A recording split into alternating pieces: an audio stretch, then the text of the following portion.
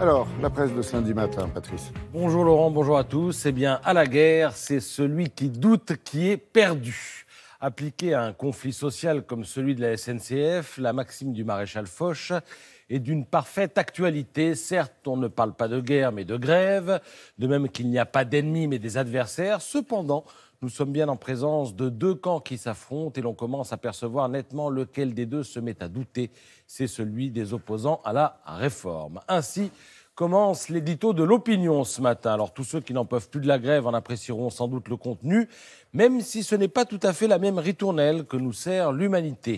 Quoi ? Nous douter ? Mais que nenni ? S'écrit le journal communiste avec force à la une. Regardez, nous sommes fiers et combatifs, titre le journal, avec à l'appui une photo idéalement cadrée pour donner le change. Et en page intérieure, un édito qui interpelle le lecteur. Soyons sérieux. Entre 250 et 300 000 personnes ont défilé en France avant-hier avec une identique pugnacité. Est-ce une raison pour qualifier d'échec cette mobilisation presque historique en raison de son périmètre élargi, écrit Jean-Emmanuel Ducoing.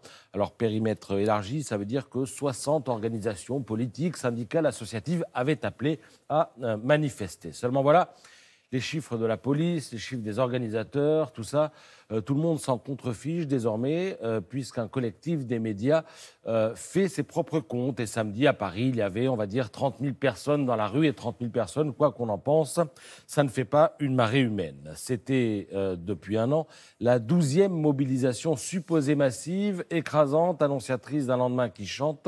Au regard des promesses, 12 manifs, 12 flops, écrit avec beaucoup de dureté dans l'opinion, à Nicolas Bétou, qui, s'il applaudit la détermination d'Emmanuel Macron à aller au bout de sa réforme, comme s'il s'agissait pour lui d'une évidence, se demande comment le gouvernement peut être à la fois si clair sur la SNCF et alambiqué sur la fiscalité, le budget ou la politique des banlieues, autant de domaines où le pouvoir tâtonne encore et finit par laisser place au doute. Là non plus, l'opinion publique ne s'y trompera pas, ponctue l'éditorialiste. Alors si j'osais, je dirais qu'il y a, c'est vrai, des sujets sur lesquels on se demande s'il y a un pilote dans l'avion.